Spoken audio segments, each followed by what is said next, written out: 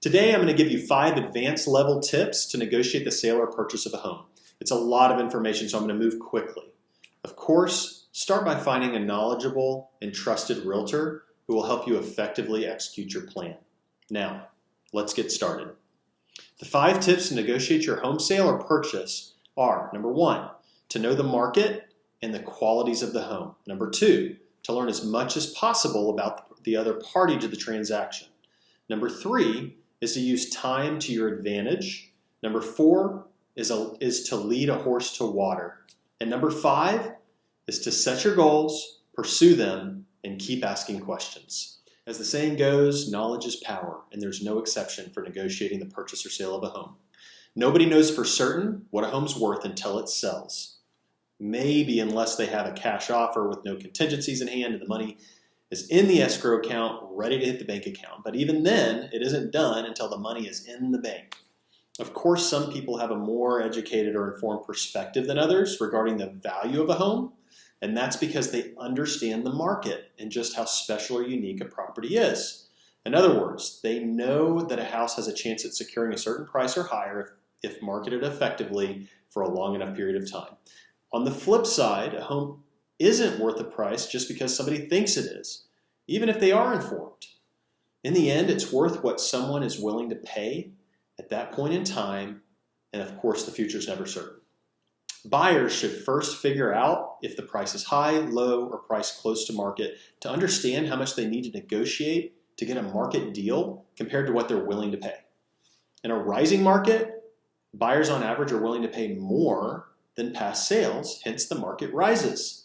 But the fact is that it may be harder to get a fair deal if the house is overpriced from the beginning. Sellers should figure out pricing based on their motivation to sell and timing, in addition to market realities. Statistically, the National Association of Realtors found a home sells for less the longer it sits on the market. So an over-market list price might risk getting less for the home in the end. And that might be okay for a seller who doesn't need to sell, but it may spell disaster for a seller who really needs the cash. So a seller who doesn't need to sell, who's selling a high-quality luxury home, may ask a high price for the property and push back hard when they receive a lower offer. While a seller may need to be willing to negotiate when their unique home may not be attracting many, if any, buyers due to some undesirable features, or maybe it has a need to be updated. Whatever the case, buyers and sellers should find out how much supply is available, if any, for a like-kind property and whether there are buyers out there interested in that type of property. If there's no way to know, then the best way to find out is to list the home for sale. They should look at recent sales, pending sales, and existing competition to get an idea of a realistic price range, and then decide on a price based on their needs and motivations. Now, to get a little bit more technical, price elasticity is when a slight price change creates a major change in demand for a product. Sophisticated real estate agents will know when a home is more price inelastic and therefore may command a higher price, sometimes a ridiculously higher price, but may take months or even years to sell because there's not a lot of buyers running around with that kind of money, for example. They should also be able to articulate when a home may require price adjustments to compel a sale, which is price elasticity. Reality of price can change when a home needs to sell quickly. Regardless, it helps to understand the features and qualities of a home, what it costs to build, the potential replacement cost, and the intrinsic value. Knowing the features and qualities, replacement cost, and initial cost to build can help you sell the current value to prospective buyers. Now, the intrinsic value helps determine if the price is above or below the ability of that home to generate cash flows in the form of rent, regardless of whether you actually plan to rent the home out. If the price is lower than the intrinsic value, then it's theoretically a good long-term deal for the buyer. If the price is higher than the intrinsic value, then it's likely a good deal for the seller, unless they overpaid for it. Understanding intrinsic value may not help you get a better deal, but it will certainly help you understand the market, and that can help you in negotiations. So moving on to number 2, learn as much as possible about the other party to the transaction. Try to figure out the needs and motivations of the other party and whether they want or need to sell or buy the home. It's also helpful to understand your own motivations and try to harness them to your benefit. So don't be afraid to ask direct questions that you may assume the other party won't want to answer. For example, out of respect for your time, what's the absolute lowest price that you'll take to get this deal done right now? Or you might say, you say you have another offer? What price will get us the deal if we agree to sign the contract right now? My buyer is likely the most qualified and motivated to close the sale. Ask direct, probing questions to understand the circumstances surrounding the purchase and sale. Why is the seller moving? Does he or she need to be out by a certain date? How long have they lived in the house? Is it difficult or emotional for them to sell the home under the circumstances? Do they need to sell for a certain price? What number do they need to get the deal done? What issues are there with the house? What really needs to be updated or repaired in the home? What problems have the owners had with the home? Where's the buyer moving from? When do they need to be into the house? What is their price range? What do they like about the home specifically? Is there any question whether they'll qualify for the loan at this list price? What do they like about this specific neighborhood? When do they plan on making an offer? Is the buyer aware of how rare an opportunity purchasing this home really is? Occasionally in probing for information, you'll learn information that'll help determine how you negotiate. For example, if you sell a home and you know nothing else like it exists in the market at that price, then a seller may decide to refuse to accommodate repair requests. Or if a buyer learns that a seller needs to sell before a certain date and the only buyer that can make that happen is them, then they may want to make a low ball, take it or leave it offer. In either case, be sure that you know your risks and are willing to lose the deal if that strategy doesn't go your way despite your expectations. In the end, there's nothing wrong with asking questions and getting to know buyers and sellers. Often learning about the other party of the transaction can help get to a sale with greater ease for everybody. And it has a very good chance of helping you get a better deal. Either way, ask a lot of questions and be careful what you share about your motivations. There are some exceptions to this rule and some reasons to be open and transparent. For example, a seller might explain that their price is below market because they want a quick sale, not because there's something wrong with the house. Or a buyer might offer a slightly higher price or maybe a non-refundable deposit to have a longer closing because they need some extra time to get through a probate process to get some extra cash. Whatever the case, be strategic about what you share with the other party of the transaction. Try not to get pulled into answering probing questions unless your strategy is to be transparent and proactive in sharing information to build trust in order to get the deal that you want. Sometimes it does pay to provide an abundant amount of information showing complete transparency, and other times it can hurt.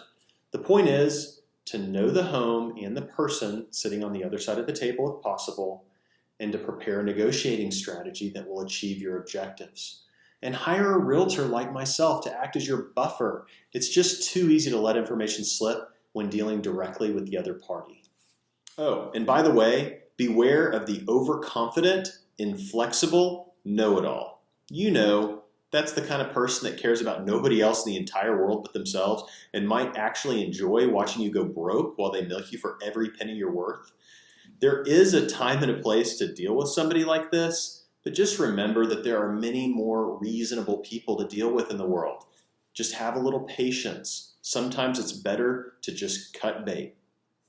Now on to number 3, which is to use time to your advantage. I learned from the beginning of my real estate career that time kills deals.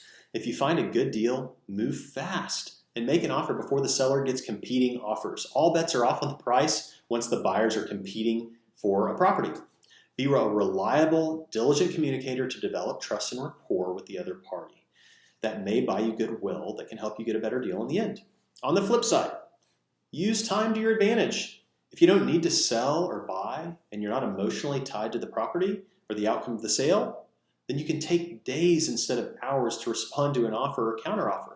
A motivated buyer and seller will never enjoy waiting for a response, especially if they're not aware if or when a response will arrive. And once a home is under contract, the seller can't terminate, but the buyer can within their termination option period, and potentially for some other contractual reasons. This offers some leverage for the buyer since no seller wants to deal with the hassle of putting the home back on the market unless they have a solid backup offer or other buyers in tow, which can certainly happen. On the flip side, if a seller knows his home is a good price or the only option for that buyer, they can take greater risk in saying no to unreasonable or even reasonable requests. But in doing so, just understand that there's risks, and it's hard to ever know for certain what will set somebody off to walk away from the sale. My number 4 tip for negotiating is to lead a horse to water. Chris Voss's book, Never Split the Difference, is a great resource to learn tools of negotiating. While the book is geared more towards negotiating in a crisis as opposed to selling or purchasing a home, many of his methods are applicable. So let me share some of his wisdom with you that seems to apply to the home sale process. First of all, don't be afraid to negotiate. It's just information gathering and influencing of others, which people do all the time when they want to get what they want. Size up the person on the other side of the table. Influence their sizing up of you, and use knowledge to get what you want. Negotiating is collaboration, and conflict gives rise to meaningful and productive solutions, which reminds me of a wise quote that I once read by Tim Ferriss. A person's success in life can usually be measured by the number of uncomfortable conversations that he or she is willing to have. This certainly holds true with negotiating. Humanize yourself and be friendly and be yourself and use your strengths to get a good deal. Here's some other applicable advice from Chris's book. Number 1, remember that no deal is better than a bad deal. Number 2, deadlines are arbitrary, they're usually flexible, and never as consequential as we think, and they cut both ways, so beware of the deadline. Number 3, decisions are ultimately emotional, as much as we would like them and hope that they'll be logical. Number 4, using the word fair is the most powerful word in negotiations, because people tend to comply when they feel like they're being treated fairly, and they tend to not comply when they don't. So don't hesitate to destabilize the other party by saying, we just want what's fair. If this tactic is used on you, you can mirror them by asking the question, fair? And then label it with a statement. It seems like you're ready to provide evidence to support that. Give a little pause, let them respond to you. Another tactic, if you want to empower the other party and help drop their guard, you might consider using this phrase. I want you to feel like you're being treated fairly at all times, so please stop me if you ever feel like you're being treated unfairly, and I'll address it right away.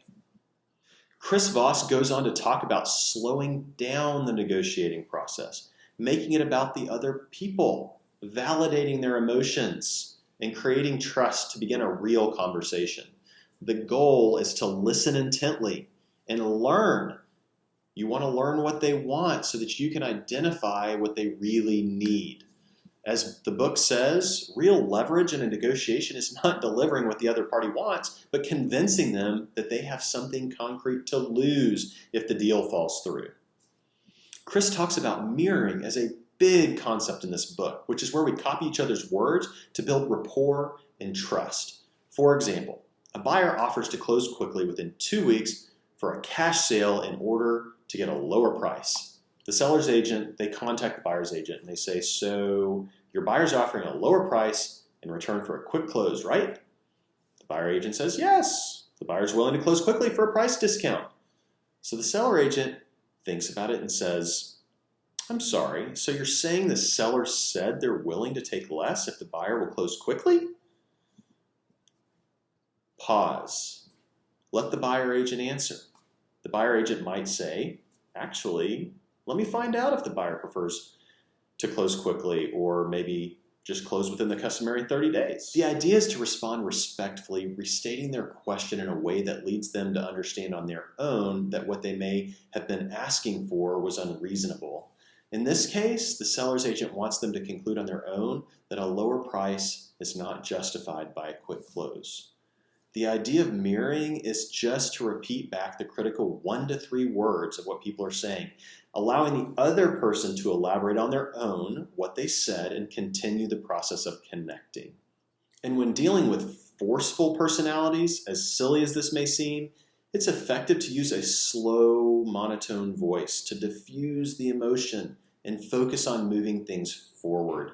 Don't counterattack when verbally assaulted, but disarm them by asking them questions that force them to pause and actually think about how to solve the problem. Here's a couple of examples. How am I supposed to do that? Avoid words like can, is, are, do, or does, which can be answered with yes or no, and start questions with what, or how, or who, or where. Labeling is another brilliant concept in this book. It's a way for you to describe the situation to your counterpart in order to determine the facts and narrow down the possibilities.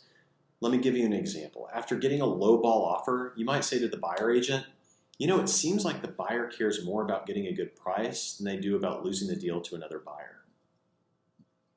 Pause and let the buyer agent think on it and then respond. This is a respectful way to label the emotions of the other party while influencing their emotions and hopefully leading them to the conclusion that they need to get more serious or they're going to lose the sale. It also elicits a response from the buyer agent to explain the logic of their offer, which will hopefully provide the seller some insight and help them get a better deal. Not only that, but people take greater risk to avoid losses than to achieve gains. And on another note, when things get heated, believe it or not, it can actually improve your negotiating position because the other party might be desperate for an empathetic connection in response, and that puts you in control. Now, moving on. The book talks about mastering the word no and beware of the word yes. For example, after each objection or counteroffer, rather than responding with no, you can respond with a how or a what question. That way the other party doesn't feel directly rejected and they can help you solve the impasse. What would lead you to make that offer? How do you expect me to make that work? How am I supposed to do that? What's in the offer that's most important to you? How can we get to the real number without this deal blowing up? These are the types of questions that you might consider asking. The idea is that a yes is often a meaningless answer hiding deeper objections. So a yes can be one of three things: an actual commitment, an affirmation, but with no promise of action, or it can be a counterfeit as an escape route. While a no is not necessarily a rejection, it's an opportunity to communicate what you don't want while maintaining the status quo. Mirroring and labeling, those are great ways to work towards guiding the other party to discover your goals as their own. The other party should feel responsible for creating a connection with you and for coming up with the new ideas that they have. You're leading them to water, not arguing them into a corner, which will just push them to flee with a counterfeit yes. So when challenges arise or you get an offer or a counteroffer that doesn't favor you, number one, keep your emotions in check and then use them to your advantage. As the saying goes, an objection is not a rejection, it's just a request for more information. So rather than give up and lash out because you didn't get the offer that you wanted, you can label their situation back to them, and that allows the other party the opportunity to correct you, or it'll help you invalidate your theory of what you think is really going on. For example, you might say, although your offer price says otherwise, it seems to me that you really just want to get into the house before school starts. Listen, hear how they want to respond to that.